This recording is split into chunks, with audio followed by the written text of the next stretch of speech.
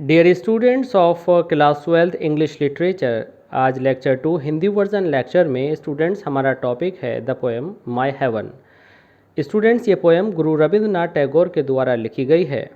My haven का students दूसरा शीर्षक where the mind is free without fear भी है।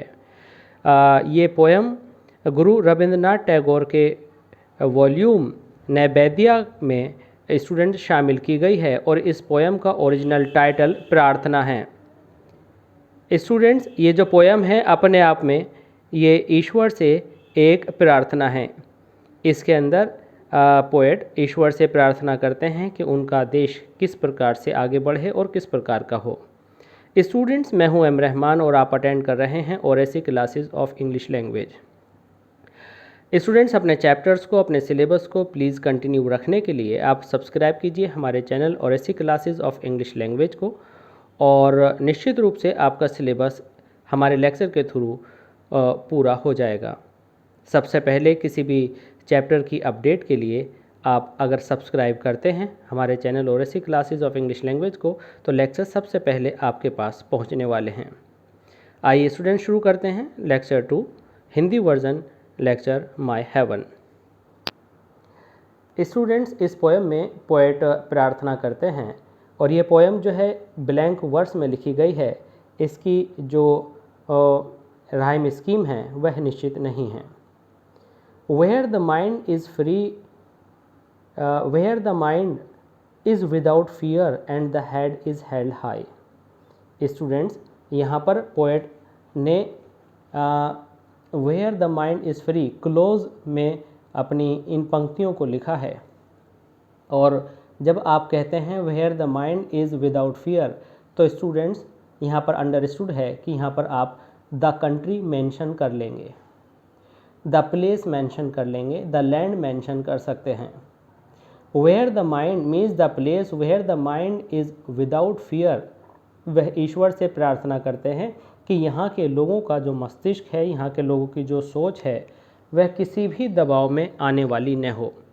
स्टूडेंट्स, उनकी जो सोच है वह किसी के प्रेशर में रहने वाली न हो। विदाउट फियर, वह भय से मुक्त हो। And the head is held high, और उनका जो सिर है वो गर्व से तना हो।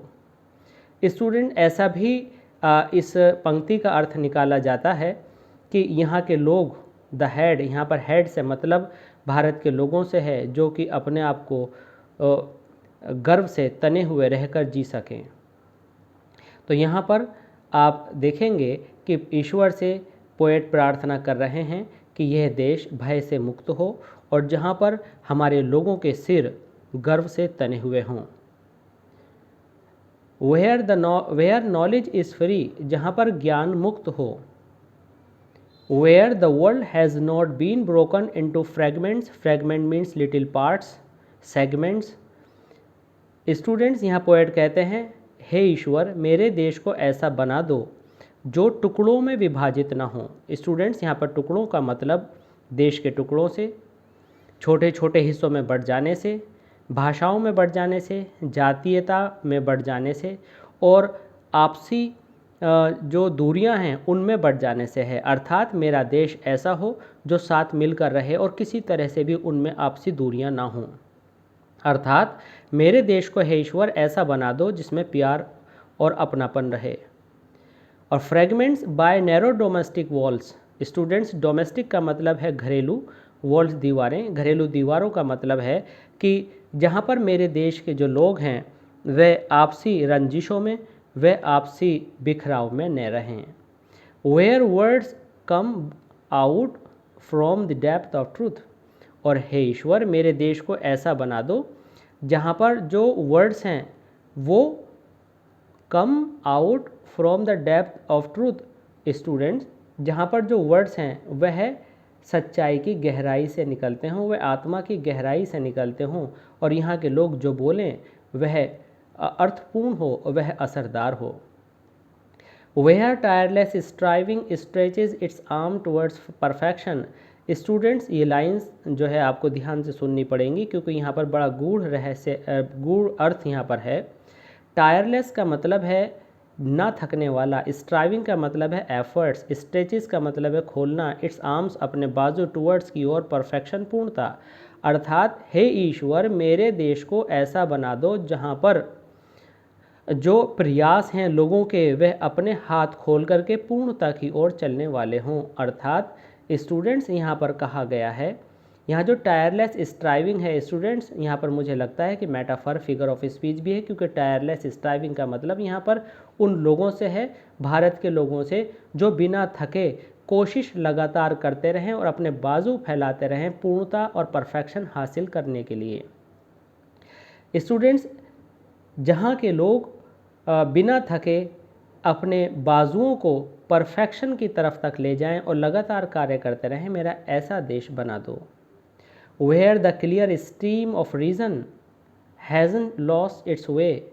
और स्टूडेंट्स, जहाँ पर जो क्लियर स्ट्रीम ऑफ रीज़न है, जहाँ पर तर्क बुद्धि की धारा बिल्कुल स्पष्ट हो, जहाँ के लोग अंधविश्वास में न हों, जहाँ के लोग अज्ञान के अंधकार में न हों। स्टूडेंट, जहाँ पर रीज़न की क्लियर स्ट्रीम होती है, स्टूडेंट्स जहाँ पर आपको क्यों कैसे की रियलिटी पता होती है, तो आप अंधविश्वास से दूर होते हैं और आपके सामने जब रीज़न्स क्लियर होते हैं तो आप बहुत उन्नति करते हैं। तो इसलिए यहाँ पर राइटर कहते हैं, जहाँ पर हमारे तर्क बुद्धि की जो धारा है, अर्थात हमारी जो ज्ञान, हमारी समझ, हमारी बुद्धि है, वह अपना रास्ता ना भटक गई हो। Into the dreary desert of sand habit. Students, dreary desert का मतलब है जो हमारी पुरानी आदतें हैं, जिनकी वजह से हम गुलाम हुए, जिनकी वजह से हमने तबाही पाई, जिनकी वजह से डेड हैबिट्स हम उन्नति नहीं कर रहे हैं। स्टूडेंट्स, हमारे तर्क शक्ति की, हमारे बुद्धि की जो धारा है, वो हमारी पुरानी आदतों रूपी ड्रेरी डेजर्ट, नीरस रेगिस्तान में ना, मरुस्थल में ना खो जाए। अर्थात स्टूडेंट्स, यहाँ पर राइटर कहते हैं, पोएट गुरु रविंद्रनाथ टैगोर जी कहते हैं कि हे ईश्वर, हमारे मस्तिष्क को, हमारे प्रयासों को ऐसा कर दो कि वह अपने इन प्रयासों को करते रहें और उनकी जो बुद्धि है, उनकी जो सोच है, हे ईश्वर उसको शक्ति दे। कहीं ऐसा नहीं हो कि वह अपनी पुरानी विचारधाराओं में इस नए युग की बुद्धि को खो दें। तो यहाँ पर जो ड्रेरी डेजर्ट ऑफ सैंड है स्टूडेंट्स, ये हमारी पुरानी सोच, घिसी पिटी सोच, रूढ़िवादिता की सोच, आपस में एक दूसरे से नफरत करने की सोच है। और वो कह रहे हैं कि क्लियर स्ट्रीम ऑफ रीज़न, और आज हम अपनी सोच को बदलें और सारे जितने तर्क हमारे पास हैं, जितनी बुद्धि हमें आज नए दौर को देखने की है, वह पुरानी बातों में ना खो जाए। Where the mind is led forward by thee means you, ईश्वर के लिए कहा गया है। जहाँ पर where the mind is led forward है ईश्वर, मेरे देश को ऐसा बना दो जहाँ पर मस्तिष्क तुम्हारे द्वारा आगे की ओर जाने वाला बना दिया जाए। हे ईश्वर, मेरे इस देश को ऐसा बना दो जहाँ पर आपकी गाइडेंस हो, जहाँ पर आपका दिशा निर्देशन हो और आपके द्वारा लेड फॉरवर्ड, आगे की तरफ ले जाने वाला हो। हे ईश्वर, मेरे देश को ऐसे आगे बढ़ाओ into ever widening thought and action. जैसे स्टूडेंट्स, आपके विचार ये है और आपके जो थॉट और एंड एक्शन है हमेशा वाइड हो जाते रहने वाले हों। आपके जो थॉट एंड एक्शन है हमेशा आगे विस्तार करने वाले, हमेशा बढ़ने वाले हों। हे ईश्वर, मेरे देश को ऐसा बना दो जहाँ पर लोगों के विचार उन्नतिशील हों, आगे की ओर बढ़ने वाले हों। और हे मेरे ईश्वर, into that heaven of freedom, ऐसे स्वतंत्र विचारों वाले, ऐसे स्वतंत्र उन्नति वाले, ऐसे स्वतंत्र स्वर्ग में, हे मेरे ईश्वर, लेट माई कंट्री अवेक, मेरे कंट्री को उस पुरानी प्रथाओं से हट करके इस नए दौर की तरफ बढ़ने वाला बना दो। अर्थात हे ईश्वर, मेरे देश को एक ऐसा हेवन बना दो जहाँ पर यहाँ पर ये सारे गुण वाले लोग हों और इस तरह से देश आगे बढ़ता रहे। तो स्टूडेंट्स, आपने पाया कि ये जो पोएम है ये एक प्रार्थना है कि हमारा देश कैसा हो और हमारे लोग कैसे हों। स्टूडेंट्स, इस पोएम को फिनिश करने से पहले जान लेते हैं कुछ टेक्निकल इंपॉर्टेंट बातों को। यहाँ पर आया है the head is held high. Students, यहाँ पर जो sound consonant H H H एकदम एक के बाद एक यूज़ हुआ है, तो यहाँ पर अलिट्रेशन फिगर ऑफ स्पीच है। Where the sound of a consonant same consonant is repeated, alliteration है। और स्टूडेंट, इसके अंदर मेटाफर भी है, क्योंकि यहाँ पर जो हेड है वो हेड का जो अर्थात जो दूसरा मीनिंग है वह भारत के लोग है। स्टूडेंट्स नॉलेज इज़ फ्री, यहाँ पर नॉलेज को बंधनों से मुक्त करने की बात है। और स्टूडेंट जो चीज़ निर्जीव होती है उस पर कोई ना बंधन लगता है, ना वो गुलाम होती है, ना वो आज़ाद होती है। इसका मतलब जो नॉलेज है वह भारत के लोग हैं जिनका मानसिक स्तर बिल्कुल घिरा हुआ है, जो कि अंग्रेज़ों के समय में बिल्कुल एक निश्चित पढ़ाई पढ़ते थे और ये कहा जाता था कि उनको केवल क्लर्क बनाने तक की शिक्षा दी जाती थी। तो नॉलेज इज़ फ्री, तो यहाँ पर पर्सोनिफिकेशन है, क्योंकि नॉलेज फ्री नहीं हो सकती। नॉलेज जो है पर्सोनिफाई किया गया है, ये लोगों के लिए है, तो नॉलेज इज़ फ्री। अगर हम इसको नॉलेज के लिए लेते हैं स्टूडेंट तो ये मेटाफर होगा, बट जैसे कि है knowledge is free written expression in this line, तो फ्री नॉलेज नहीं, कोई लिविंग बींग होता है तो नॉलेज को लिविंग बींग माना, इसलिए पर्सोनिफिकेशन फिगर ऑफ स्पीच है। इसके बाद where the world has not been broken up into fragments.